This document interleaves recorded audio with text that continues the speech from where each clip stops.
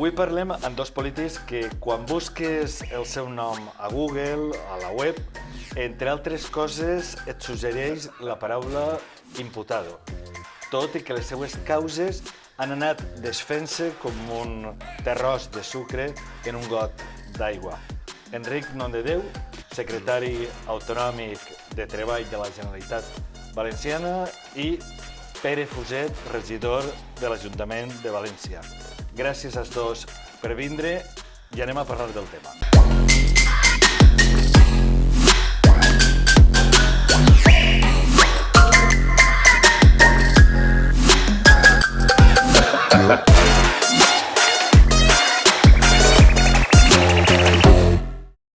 Jo portava 12 anys en política municipal, vaig ser 4 anys diputat i vaig fer que condenaren a la presó el vicepresident primer de la Diputació de Castelló. Va ser arribar al govern municipal de Castelló i als 100 dies la primera querella, i des d'aleshores he estat entrant i eixint del jutjat permanentment perquè els hi havíem tocat allò que els hi picava, que és això és nostre. Pots tocar-ne algun dels nostres, però el poder no. Mentre estàs en l'oposició pots fer tot el soroll que vulguis, però com toques el poder que és nostre, per la gràcia de Dios, ahí l'has cagat, nom de Déu. I ara que s'ha demostrat en els dos casos, i en tants altres de moltes altres persones d'economies, entre elles jo mateix, que s'ha demostrat de manera fefaent i reiterada la vostra innocència, a qui creieu que interessava tota aquesta persecució que heu sofert durant tant de temps? Home, tu ho has dit, no?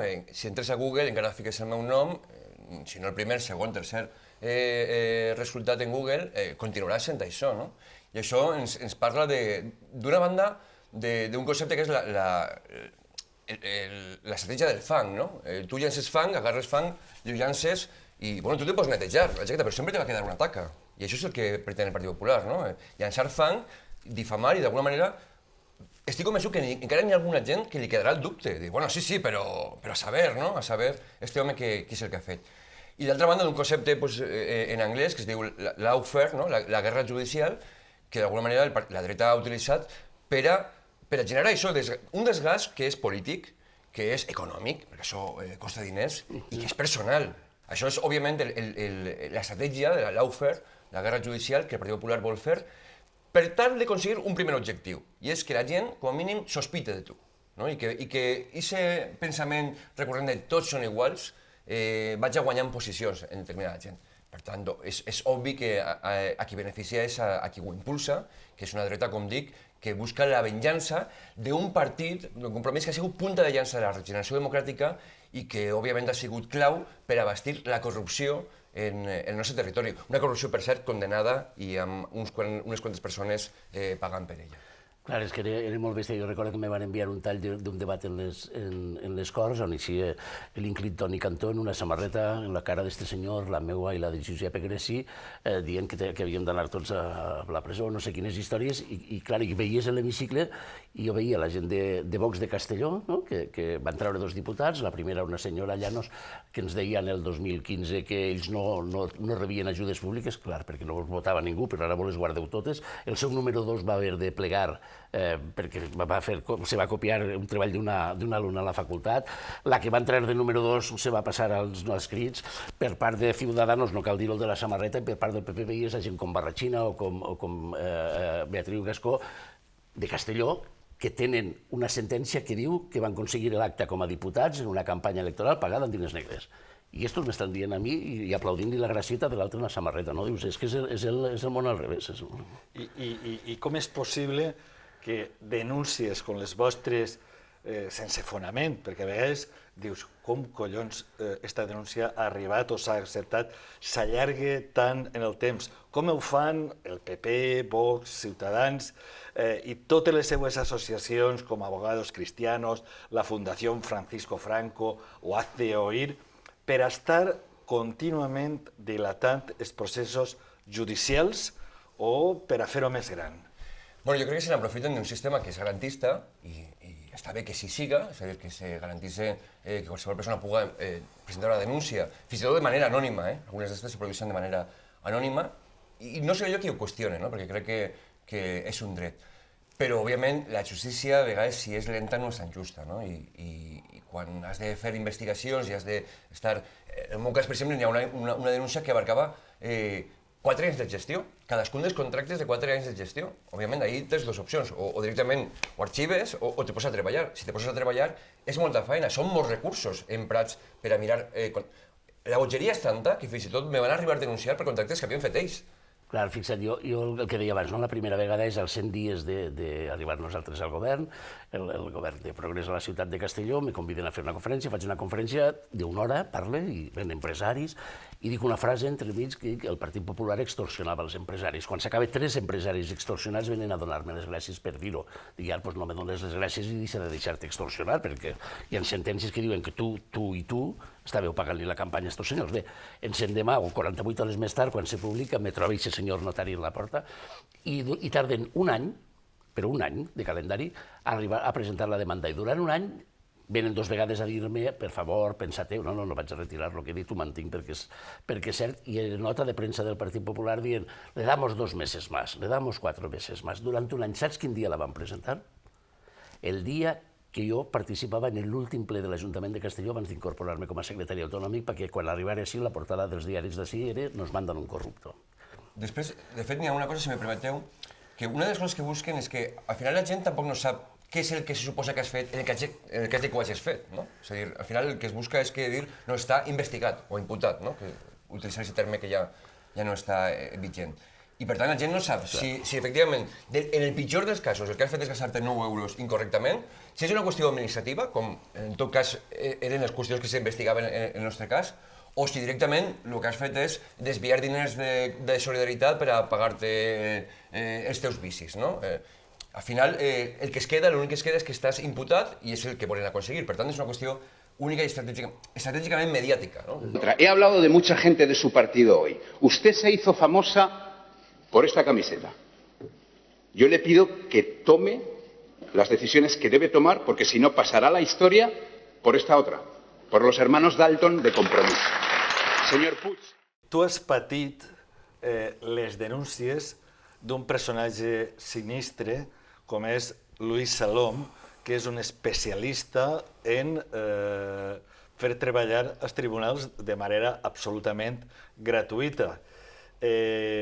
Actualment el grup municipal acumula més de 50 denúncies, entre elles moltes presentades per aquest personatge, que s'han quedat en res. Més de 50 que ja s'han quedat en res, no és així? Sí, no sé si la xifra exacta, no em sorprèn res, que fins i tot puguen ser-ne més, perquè a banda de les penals, que és molt fort, que qüestions administratives vagin per la via penal, estan també altres antifrau, altres agències i altres fronts. Jo particularment m'agradaria que dedicara els seus esforços i aquest treball a fer el bé, entre altres coses perquè aquest mal ús i abús de la justícia ens costa molts recursos. D'una banda, les despeses de defensa, que finalment després als meus companys i a mi, òbviament l'Ajuntament després acaba reintegrant-les, que ja sumen una quantitat econòmica important. Això per denúncies sense base, però després pense en tots els casos, amb els retrasos que acumula la justícia, tots els recursos que ha de destinar la justícia a investigar aquestes coses que no tenen cap tipus de fonament, per ser garantista, perquè òbviament estem en un estat de dret i ho ha de fer, això qui ho paga després? Això ho paguem tots i totes, ho paga el conjunt de la ciutadania. És que és molt greu perquè aquesta gent és la que sabem, i podem dir així de clar, perquè hi ha sentències que diuen que han robat, que s'han presentat a les eleccions fent garrames, en diners en negre, ara sembla ser que fins i tot pagant-li a altres partits mitja campanya per a que li facin la punyeta al tercer, i totes aquestes coses. Aquesta gent és la que ha creat este brou putrefacte, i han aconseguit que la sensació sigui tan bèstia que quan tu vas al juí, i davant d'un jurat popular, com era el meu cas, dius, aquella gent té una percepció global de que la política és un fangar i que tots som iguals, i han aconseguit aquells que són els que han fet trampes que aquells senyors puguen acabar condemnant-me a mi per el que han fet ells, en realitat. I busquen un poc aquesta estratègia, que al final està escrita, està estudiada, es diu, com dic, la lawfare, perquè al final l'efecte que té sobre la societat és el que és, i és que tots són iguals, per tant no em puc fiar de ningú, I el que deies tu, al final els dubtes que te genera... Jo vaig tindre que anar a teràpia. I me'n vaig anar a la psicòloga, perquè va haver un moment, i treballant en ella vaig dir, no, no és veritat, no t'està mirant tot el món i assenyalant pel carrer, Enric, no te tornes boig tampoc, no te coneix ni Cristo. Te coneixen 4 i tampoc llegeix la gent tant els diaris i tal, però la sensació de dir, hosti, si jo que no he fet res, que sé que no he fet res, que tinc una consciència molt tranquil·la, he estat durant 2 anys defugint alguns actes del meu partit per a que no m'assenyalen a mi per tal i perquè no assenyalen el meu partit i no sé què, sabent que no he fet res, com és possible que aquesta gent que te condenes vagin pel carrer més pitos que un Sant Pere, com? Però és una cosa, a mi això m'explotava al cap, jo tenia la sensació que, mira, perquè, clar, ma mare té 88 anys, i vaig a comprar el diari per veure com va el Barça, aquelles del Barça, i diu, xava, nena, que el teu fill que ha fet, que així traia el diari, que ha furtat o alguna cosa, el teu fill? Podem parlar, doncs, que el Partit Popular és un professional per a utilitzar la guerra judicial? Jo crec que és bastant evident, vull dir, en el cas de Salom, perquè això és compulsiu, lo d'este home, i serà molt treballador per a fer el mal que deia Pere, no?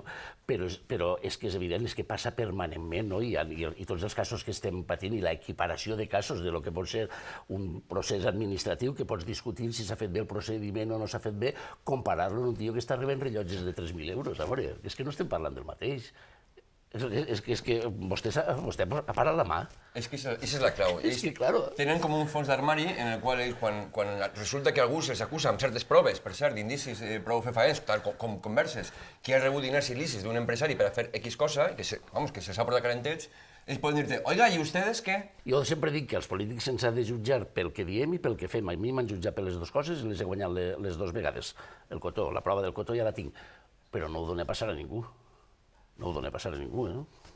Jo també, Claro. 2 vegades, i no ho dono a passar a ningú, perquè he hagut d'escoltar també en el Congrés dels Diputats, he hagut d'escoltar el meu nom allí d'una manera absolutament, i quan m'ho dia sobretot algú del Partit Popular, dius, per l'amor de Déu. I el que deies al principi, no? Que al final fas una entrada, googleixes el nom de qualsevol de nosaltres i tal, i pots trobar 30, 40, 50, 80 entrades perquè te diuen que si no sé què, i una si la busques dient que ja està, que s'ha acabat el judici, que no tenien raó i que és innocent. Una, el dia del judici.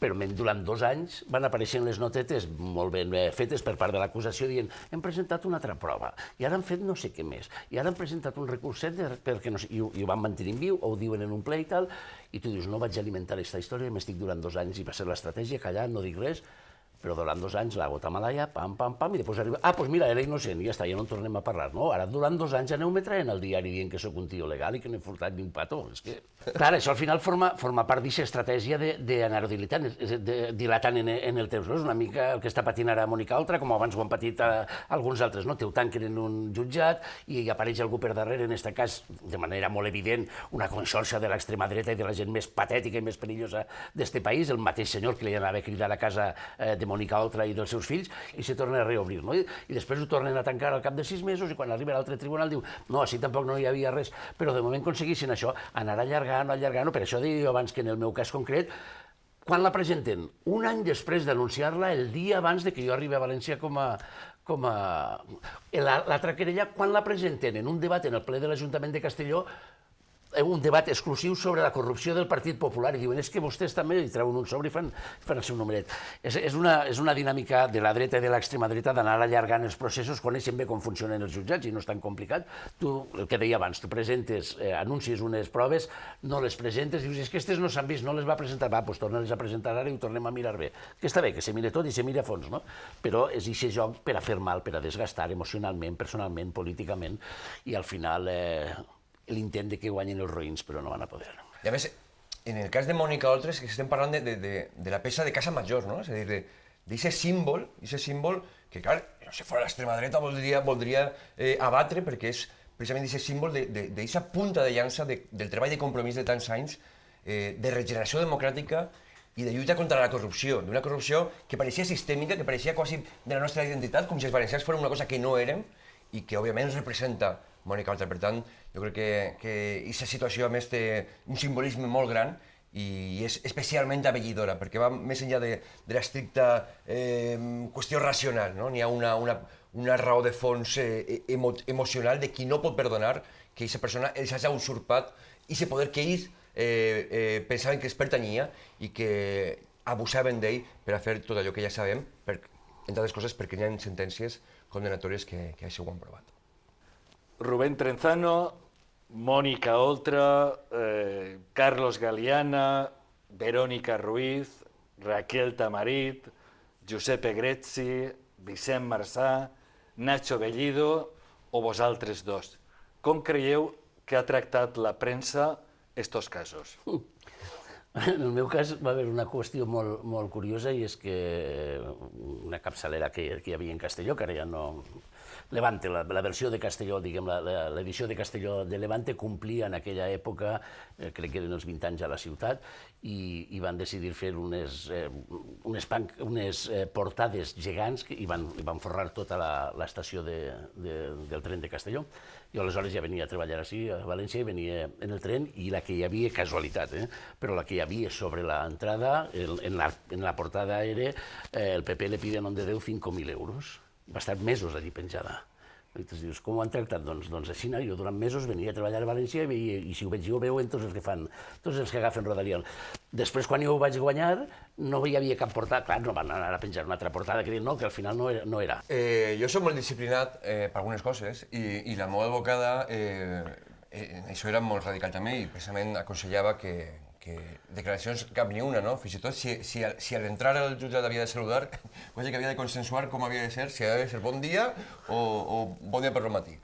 I per tant, m'estava identificant prou en algunes de les paraules que deien un adeu perquè moltes vegades tens necessitat de replicar el que estàs veient publicat, no? I dius, això no pot ser, o quan veus una filtració y tú no puedes defensarte porque estás precisamente sent respetuoso amb la justícia, ¿no? Y hablamos de Pere Fuset, concejal de fiestas, paso atrás del Delfín de Ribó, por sus problemas con la justicia y bueno... Jo crec que hi ha dos tipus de casos, no? dels que se'n judicialitza, diguem. El que està fet exclusivament per a fer mal les coses que li han presentat a Pere, no? Fraccionaments de contractes i tal, sense cap d'allò les van tancant, però de moment ja aquest tipus com a mínim no sap gestionar. Jo ja no el votaria, perquè si tot el dia, saps? Vull dir, és una miqueta així. I després algunes qüestions que són de caràcter ideològic. I aquestes a mi me pareixen molt interessants. Deies Verónica Ruiz, per exemple. Verónica Ruiz la tenen fregida en querelles i més querelles per complir la llei de memòria històrica, que diu que la Creu dels Caiguts de Castelló té que anar fora del Parc Ribalta. I els abogados cristianos, que ni són bons advocats ni són bons cristians, se dediquen a perseguir-la. I l'altre dia feia un article i li dia a ella, Saoko, mami, Saoko. Mos fa falta, Saoko vol dir alegria. Mos fa falta una miqueta d'alegria en el nostre discurs. Si van a per tu, per això, si van a per tu perquè has repartit els llibres LGTBI en l'Ajuntament i estos s'han querellat contra tu, si van a per tu per el canvi dels noms dels carrers franquistes que encara queden a la ciutat de Castelló, és perquè ho estàs fent bé, Quantes vegades vos han preguntat si anàveu a dimitir? Unes quantes. Jo, és veritat que he tingut, diria, a veure, qui? La gent de casa m'ha dit més vegades, ni se t'acudisque. I m'ha dit, no te'n pots anar, perquè jo hi havia un moment que me pesava emocionalment, el que dèiem, i familiarment, no, és que ja no me com... No pots anar perquè li estic donant totes les cartes guanyadores als altres, aprenen el camí, darrere de mi aniran tota la resta. Per tant, he tingut també molt de reforç, diguem, des de l'organització i des del meu entorn, de dir, no pots plegar, encara que sigui per a dir, no, per defensar-me millor, no pots fer-ho perquè és donar-li cartes guanyadores als altres. Però que dimitisc m'ho han demanat, jo crec que tots els portaveus de les Corts Valencianes i de l'Ajuntament de Castelló permanentment durant anys. De tots estos, quants han cridat després per dir-me, ei, mos hem equivocat? Pues els que jo te diga. Zero. Zero. Home, si jo haguera dimitit cada vegada que m'hagueren presentat una denúncia, no sé quantes vegades hauria dimitit. Però és cert que sí que, i de fet en alguns casos, la meva pròpia consciència és la que te dictamina què és el que has de fer en cada moment, pel projecte, per tu, per la teva salut mental, que també juga, i no és fàcil. Però al final és això, ho ha dit molt bé Enric, si tu, pel fet de ser investigat, que ser investigat vol dir haver estat denunciat, i ser denunciat és gratuït, no? I gratuït i accessible per a qualsevol, ja has de dimitir, doncs la gestió seria molt fàcil. Presentes 40 denúncies, 40 dimissions, punto pelota, no? Com van tractar els mitjans la vostra absolució? Molt breument. En el meu cas, el set de va era innocent, etc. Vaig rebre un grapat de telefonades. He de dir que per part de la premsa sí que tenia telefonades de directors i de periodistes que te deien sé que no, jo ho tracto el millor que sé, jo dic, quan s'acaba ja parlarem de lo millor que saps, però hi havia una certa solidaritat, quina barbaritat, en el que han fet estos i tal, i el dia després sí que m'ha telefonat molt de periodista que havia firmat algunes cròniques terribles dient me n'alegré molt i crec que honestament que la majoria se n'alegraven de veritat, però va durar un dia. Hi ha una qüestió numèrica, no? És a dir, quan hi ha la denúncia és una notícia, si n'hi ha una ampliació és una altra, el dia que vas a declarar és una altra, si damunt et tornen a cridar perquè se'n va la llum és una altra, etc. Al final, l'arxiu és una notícia, no? I per tant, en resultats de Google, no? L'algoritme, al final, pues, la paraula imputat és més vegades que la d'absolució, encara que totes hagin estat arxivades, no? I, bueno, pues, és una inèrcia de la qual la dreta, la pròpia estratègia de la lawfare i l'estratègia del fang pues, se'n beneficia. Per tant, podem dir que alguns utilitzen no només la justícia, sinó que utilitzen també els mitjans de comunicació. És a dir, que hi ha com una mena de salseig mediàtic per a fer mal. Sí, sense cap mena de dubte. Els consells d'administració dels diaris tenen ideologia, dic els consells d'administració. Ja no dic ni el director ni els periodistes que escriuen o que te posen la carxofa.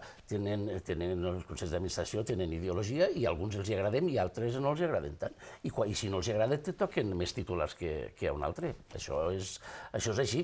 I després, més enllà, podem entrar, però no sé si val la pena, per això la fidedignitat de les coses conforme s'expliquen, no? El que deia abans, quan agafes una nota de premsa i la publiques tal qual, sense dir que és una nota de part, doncs això, èticament, com a periodistes, segurament el Col·legi de Periodistes o la Unió de Periodistes diria que no és exactament com s'han de fer les coses. Quan fareu el salt a la política, quan fèrem el salt a la política tots, pensàveu que això podria passar?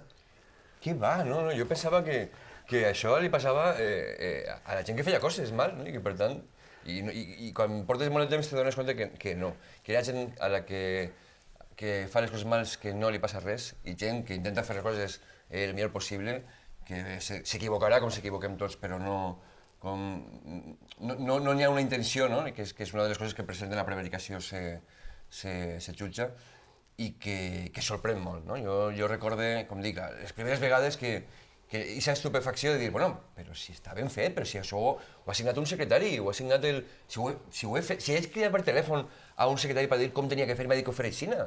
Si està avisat per un funcionari que ho ha firmat, ho ha aprovat la Junta de Govern, hem fet les instruccions, i és una qüestió administrativa. Claro, quan tu entres en política en aquesta bona voluntat de fer les coses el millor que saps i tal, i t'assentes la primera vegada en el pleno i davant tens a Carlos Fabra, dius, li tocarà a ell, no? No, m'ha tocat a mi. Ell al final ha acabat pagant o no, però digues, a este li passarà alguna cosa. Doncs quasi que mos passa al mateix temps. A ell, que s'han portat de tots els colors, i a tu, que no has fet res, i has tingut que passar 2 vegades per els jutjats. Clar, ni de broma te podies imaginar. Probablement això és un dels efectes també que busca la dreta, no? És a dir, no te metes en política si no tindràs líos. És a dir, aquest missatge d'atemorir de la por, també crec que ho volen generar d'alguna manera. I això ens afecta més a alguns que a uns altres, perquè hi ha qui té un matalap o familiar o econòmic o no sé què, que se pot permetre el luxe després de tindre dificultats per a trobar treball perquè el pare ja el pot col·locar a no sé on. Però jo sempre ho dic mig de broma i mig seriosament. Jo ara soc secretari autonòmic d'ocupació, m'encarregue de l'oficina de l'atur, per dir-ho d'alguna manera, el dia després de les eleccions jo estaré en la mateixa taula però a l'altre costat. Arribats a este punt, algú podria pensar, estos de Compromís, que hipòcrites que són. Li demanaven al PP dimissions i ara que els passa a ells parlen de persecucions de la dreta i de l'extrema dreta. Quina és la diferència? Si este senyor hagués rebut un rellotge de 2.000 euros, jo demanaria la seva dimissió. Si Mònica Oltra s'hagués portat Si Mònica Oltra no sapiguera quin cotxe té aparcat en el garatge de sa casa, jo demanaria la seva dimissió. Si Verònica Ruiz tinguera, no sé, i jo mateix vaig vindre, ja ho he dit, així, creient que me tenia que apartar en un moment, però és que no havíem fet res. I a nosaltres se'ns acusa ja amb independència de que després acabes sent absolt i se te queda una pàgina blanqueta i tota neta i la mar de bona, amb independència d'això, se t'acusa de coses que no tenen un benefici personal, que te pots haver equivocat o no en un procediment administratiu, i com deia Pere, escolta, no som funcionaris, ho fas amb tota la precaució del món. A mi me tremola el pols perquè firmes factures de molts diners, però veus que porten les 4 firmes prèvies i saps que tens que mirar en cada document, però tot i així, doncs, a vegades hi ha errades. No hi ha ningú dels nostres que se l'acusa d'haver-se tirat diners a la butxaca, Els altres sí, se'ls acusa de presentar-se a les eleccions pagant amb diners negres, de tindre cotxes en el garatge que no saben de qui són, el no me consta, de tindre rellotges de cucu que són de caco més que de cucu. Ells volen marcar la línia roja en el fet d'estar investigat, i crec que no és igual, és a dir, no és el fet que estiguis investigat, és, primer, de què se t'acusa, en el pitjor dels casos, que podria ser tu, i segona, quina és la intencionalitat, no? Crec que l'evidència de la diferència és tan gran, tan evident. Ara, siguem conscients també, socialment, mediàticament, costa explicar-lo, no? Perquè es juguen a un terreny on la política és tan banal, és tan de col de tuit, que en un tuit te va cabre la paraula imputado i poc més, no? I jo crec que la dreta també se'n beneficia precisament d'això.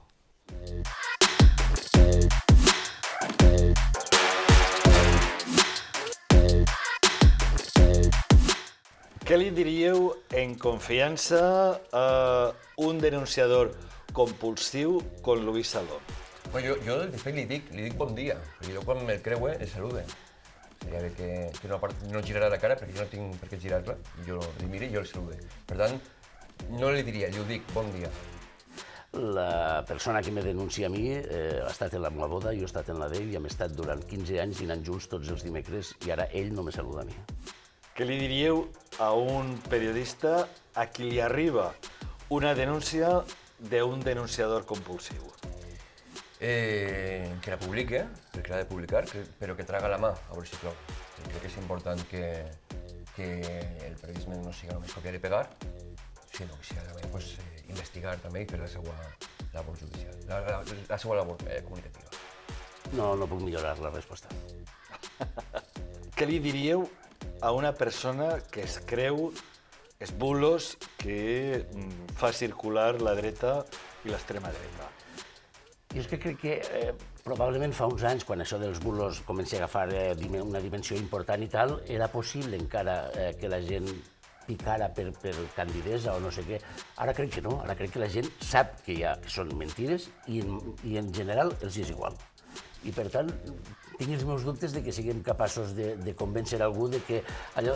És que abans ho han dit en la tele i ara ho han dit en les xarxes o ho ha dit el meu cunyat. I hi ha un relativisme moral tan bèstia que ja dona una miqueta igual que sigui veritat o no sigui veritat. Chico, si ho han dit, alguna cosa hi haurà. Jo soc molt pessimista en aquest sentit. Ctrl-C, Ctrl-V, copia i pegui la resposta. Per desgràcia, hi ha una cosa que es diu postveritat i la gent creiem allò que volem creure. I això es pot passar a tots, Sí. I per tant, el que està passant és que hi ha gent que es diu el que volen escoltar. Els encaixa, i com s'encaixa, el cervell és un poquet curiós perquè encaixa la peça i no hi ha res a fer.